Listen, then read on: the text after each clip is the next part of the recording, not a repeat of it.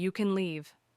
The words landed like a slap across the face, echoing through the gold-lit banquet room of the Harborview Club. My father's voice, cool, clipped, calculated, cut through the polite chatter and string quartet music. 70 people fell silent, champagne flutes frozen midair. Eyes shifted. Some looked confused, others delighted in the drama. A few just stared, uncomfortable. But I wasn't confused. I knew exactly who he was talking to. Me, Emma Sullivan, 32, small business owner, daughter of Gregory Sullivan, former EVP of First Fidelity Bank. And apparently, no longer part of the family.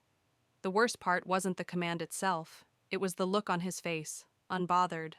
Like I was a wine stain on the tablecloth, something to be removed without fuss. I pushed back my chair slowly, legs trembling under the weight of humiliation. I could feel my husband Daniel watching me, ready to move. But he didn't yet. He waited, as always, for my signal. Let me back up. A week earlier, the invitation had arrived in a thick white envelope, embossed, formal, and cold. Gregory Sullivan's retirement gala, celebrating 40 years of leadership. It landed on our kitchen counter like a verdict. "You don't have to go," Daniel said, watching my fingers tremble as I held the card. Maybe it's an olive branch," I offered weakly. "Maybe things will be different now." He didn't say anything, just pulled me in and kissed my forehead. I knew he didn't believe that, and I wasn't sure I did either. My father had always measured love in accomplishments, and I had always been off the scale. My brother Josh, hedge fund wunderkind, multi-million-dollar deals, Wall Street cover stories. My sister Rachel, cardiothoracic surgeon, Ivy League education, groundbreaking surgeries. Me? I founded Bluebird Press, an independent publisher championing underrepresented voices. No headlines, no fortune, just quiet purpose. My father never acknowledged it. He called it Emma's book hobby. But that night, I showed up. Navy blue dress, hair professionally styled, makeup hiding the anxiety I couldn't shake. My therapist's voice echoed in my head. "You are enough, whether he sees it or not." The banquet hall was everything I expected. Chandeliers, crystal glassware, the smell of generational wealth and expensive scotch. I spotted Josh at the bar, holding court in his tailored Armani. Rachel in red, waving her enormous engagement ring around like it had its own zip code. "Emma, you came," she said, eyes scanning my dress with surgical precision. "Navy, so reliable." We were seated far from the main table, next to distant relatives and Gregory's junior associates. The seating chart told me everything I needed to know. "You're the daughter who runs the book business?" a woman across from me asked, voice syrupy and sharp. "I run a publishing house," I said, smiling politely. "We recently optioned a title for film adaptation." "Oh," she blinked. "A hobby that makes movies. How nice." I felt Daniel's hand on my knee under the table, a small anchor in a storm. And then the speeches began. Josh, of course, went first, thanking our father for the values of discipline, innovation, and relentless pursuit. Somehow it was mostly about Josh. Then Rachel, sweet and sharp, sprinkled with medical jargon and photo ops from her Swiss conference. And finally, Gregory took the mic. His voice was smooth, practiced. He thanked colleagues, mentors, mentioned our late mother with a twinge of rehearsed emotion. And then he dropped the hammer. "My legacy isn't in titles or accounts. It's in the people who carry forward my name with pride. My real children are the ones who made me proud." Applause thundered. Rachel beamed. Josh smirked. I sat frozen, until his eyes found mine across the room. "You can leave," he said again. Not a whisper, not an aside, a command. And I was going to leave, until the chair beside me scraped against the marble. Daniel stood. He tapped his spoon against his water glass. A soft chime echoed like a signal flare. All eyes turned. Gregory's expression soured, the mask slipping just a bit. "I'd like to make a toast," Daniel said, calm and clear. My father's voice shot across the room. "Sit down. This doesn't concern you." Daniel didn't even blink. I'd like to toast the woman Gregory Sullivan failed to see. Gasps rippled. Daniel held the room like a courtroom. My wife, Emma, built her company from the ground up. No legacy admissions, no trust funds, just vision and grit. While your favored children chased prestige, she championed stories no one else would touch, and changed lives. Her press donated 3,000 books to underserved schools. She paid her own way through college because Gregory deemed literature unworthy. And by the way, Daniel added, when Josh needed a down payment after a gambling slip nearly wrecked his credit, it was Emma who quietly covered it. From her savings, she never asked for thanks. The room fell into a breathless hush. Daniel wasn't yelling. He wasn't even angry. He was just done. Gregory's face was stone, his hand clenched around his glass, knuckles white. This is your night, Daniel said. But someday, people will remember not what title you held, but how you treated your family. He turned to me and held out his hand. We're done chasing approval, he said gently. Let's go. As we walked toward the door, I heard my father's voice again, this time louder, laced with desperation. If you walk out now, you're cut off. Don't come back, either of you. I didn't look back. If you've ever been dismissed, despite giving your all, especially by your own family, type 1, because being enough shouldn't require permission. The email subject line hit like a punch. Contract withdrawn, Bluebird Press. I stared at the screen, blinking. We had a signed agreement. We'd submitted deliverables early. Everything was greenlit. Until now. I clicked open the body of the message, hands cold.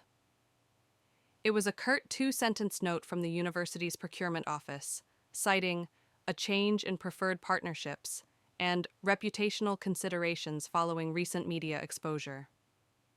I didn't need a translator. Someone had pulled strings, someone with power, someone who wanted me erased, again. Daniel looked up from across the kitchen table, mid-coffee sip. Emma, what's wrong? We just lost the Dalton contract, I said flatly. Effective immediately. No explanation, no warning. He set his mug down hard. That's half our Q3 pipeline. Who? I think it's Josh, I whispered. Daniel frowned. Your brother? He's partnered with Worthington Ventures, the same firm that just took over Dalton's alumni publishing fund. I scrolled through the email again. They could have pushed us out quietly. Too much bad press from the retirement dinner. Too much association with me. I wanted to scream, but all I could do was stare at the blinking cursor. It wasn't just business, it was personal. Family sabotage dressed in corporate PR. 2 days later, my father showed up at our apartment building. The doorman buzzed up, hesitant. A Mr. Gregory Sullivan is here. Says it's urgent. Daniel walked over to me slowly. Do you want to see him? I hesitated. Yes, I said at last. I need to know what he wants. When the elevator opened, he stepped out like he owned the hallway, that same sharp gray suit, the same cold posture, but something in his eyes, tighter, flickering. I came to clear the air, he said as we let him in. No greeting, no apology. I folded my arms. At your party, you told me to leave in front of 70 people, and you chose to turn it into a spectacle, he snapped. Your husband's little speech, completely inappropriate. He defended me, I said evenly. Gregory waved it off. I didn't raise you to air family business in front of strangers. You didn't raise me? I corrected. His face hardened. I've spoken to my attorney. If you and your husband don't issue a public apology, you'll both be removed from my will. Daniel, seated quietly nearby, looked up. We never wanted your money. Gregory turned to him with a sneer. Then you won't miss it when it's gone. I stared at my father, this man who believed love was a transaction, and that I'd fold if the price was high enough. We're done begging for crumbs, I said. Your inheritance was never our plan. You'll regret this, he said, rising, when you're struggling to fund your little book hobby. As he slammed the door on his way out, one of our wedding photos rattled and fell from the shelf, its frame cracking on impact. Daniel picked it up carefully, brushing away the broken glass. Only the frame broke, he said. We're still intact. Later that week, I met someone who changed everything, Vivian Newell, my father's executive assistant for 15 years, now retired. She showed up unannounced at my office, clutching a folder and wearing a look I couldn't quite read. "I'm not here on his behalf," she said quickly. "Gregory doesn't know I came." I led her to the small conference room, offering tea. She declined. "I watched you grow up from photos in his office," she said softly. "But I never met you, because you were never invited." She pulled out the folder, internal memos, emails, reports, all of it confirming what I'd long suspected. Gregory had spent decades bullying junior staff, taking credit for others' work, and covering mistakes with strategic spin. "After the retirement party," she said, "3 people came up to me to say your husband's words hit home. You weren't the only one he treated like that." "Why now?" I asked. "Because I was complicit. I stayed silent for years. But watching you finally say what no one else would, I couldn't ignore it anymore." She slid one more paper across the table, a revised trust clause from 2010, signed under suspicious conditions. My name missing. Rachel and Josh's shares doubled. "I believe this was changed without your mother's full consent," Vivian whispered. "You should look into it." My hands shook. The betrayal had layers: personal, professional, legal. And now, evidence.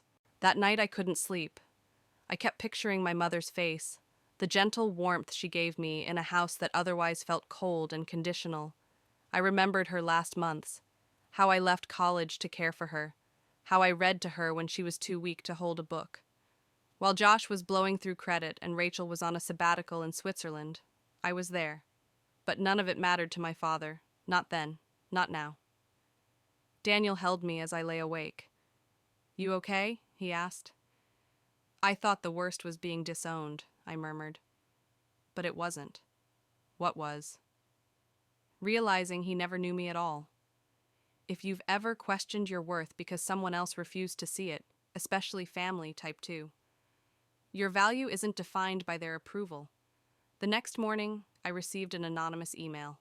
Subject line: "Ask Aunt Carol about the 2010 trust revision. You're not crazy." Attached: a scanned page labeled "Trust Modification, Witness Signatures Missing." The voice message was only 7 seconds long. "This is your final warning. Drop the trust issue or face legal consequences. You've been warned." No name, no caller ID, just static and threat.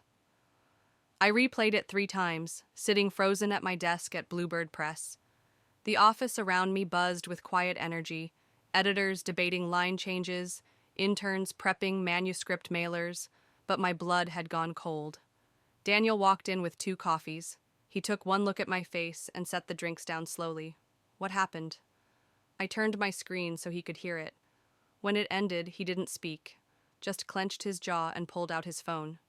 "We're going to record everything from now on," he said, "and we need legal backup. This isn't about inheritance anymore. This is about fraud." 2 days later, Aunt Carol met me at a quiet cafe in Back Bay. She looked older than I remembered, more fragile, but when I slid the printed trust document across the table, her eyes sharpened. "I remember this," she said softly, adjusting her glasses. "Your mom was weak by then, barely able to sit upright." I pointed to the missing witness signatures. "She never signed this, did she?" Carol shook her head. "No. She refused. She said, 'Emma deserves something of her own.'" Her lips trembled. Gregory was furious. My throat tightened. "So how did this version get filed?" "He said he'd take care of it." I didn't question it. I wish I had. Back at the office, Daniel and I shared everything with our lawyer friend Monica, a pro bono advisor from a creative rights nonprofit. She studied the documents and sighed. "This isn't just shady. It's potentially criminal, especially if the trust was used to misallocate funds. You could pursue action, but you'd need to decide what the end goal is: revenge, restitution, or closure." I didn't answer right away, because honestly, I didn't know. Meanwhile, things were shifting inside the family too. Rachel, ever the dutiful daughter, sent me a 1-line email. "You're tearing everything apart. For what? Attention?" I didn't reply. But Josh called me that same evening. His tone was different, quieter, humbled. I heard about the trust, he said. Is it true? Yes. Long pause. Emma, I think I always knew something was wrong. I just didn't want to look too closely. That's been our family motto, hasn't it? He let out a bitter laugh. Avoidance is our inheritance. I told him about the threats, about the anonymous email, about Aunt Carol's confession. I'm not stopping, I said. Not until the truth is on record. Even if nothing changes, I won't carry this silence anymore. I understand, he said quietly. Let me know how I can help. 2 weeks later, a short article appeared in the Boston Ledger. Former bank EVP Gregory Sullivan named in ethics inquiry. Someone from the inside had leaked Vivian's files, anonymously. I knew it wasn't Josh, and Vivian swore it wasn't her. But someone had seen what we were fighting for. Someone believed the truth mattered. Gregory's name was never officially blacklisted, but his influence in the Boston finance world began to erode. Invitations dried up. Alumni boards distanced. No one wanted to be linked to a scandal, especially one involving data manipulation and trust disputes. He called me once. I didn't answer. My therapy sessions with Dr. Ocampo grew deeper. We dug into my lifelong guilt, how I kept rewriting myself to fit his mold. We wrote letters I'd never send, played out arguments I'd never win, and eventually I stopped needing him to change. I just needed to stop letting him define me. Daniel and I began planning a move. Portland, maybe. A quieter city, more bookstores, fewer ghosts. I was finishing up a final client call one afternoon when Daniel entered the office, face unreadable. You need to see this, he said, handing me his phone. It was a digital scan, a new trust draft, this time legally binding, time-stamped. My name was back on it, not from Gregory, from my mother, dated months before her final relapse. She created this, Daniel said. Monica found it in state archives. It was never filed because Gregory pushed through the forged revision after. Tears hit me before I could stop them. She wanted me to have something. You already do, he said. Yourself. Later that night, standing in our apartment filled with boxes, I picked up a framed photo from our wedding. I studied it closely. Daniel and I laughing over a shared piece of cake. No suits, no expectations, just joy. He came up behind me, wrapping his arms around my waist. We still going west? He asked. I nodded. But we're not running anymore. We're choosing peace. Have you ever had to walk away from a parent just to find your peace? Type 3, if you're breaking cycles and reclaiming your truth. That Sunday, as we finished taping up boxes, the doorbell rang. It was a courier.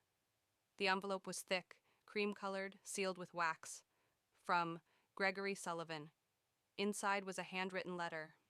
4 words. I was wrong. Dad. No explanation. No apology. Just 4 words too late. I folded it in half, walked to the kitchen trash, and dropped it in without flinching. Some stories don't need a clean ending, just a clear one.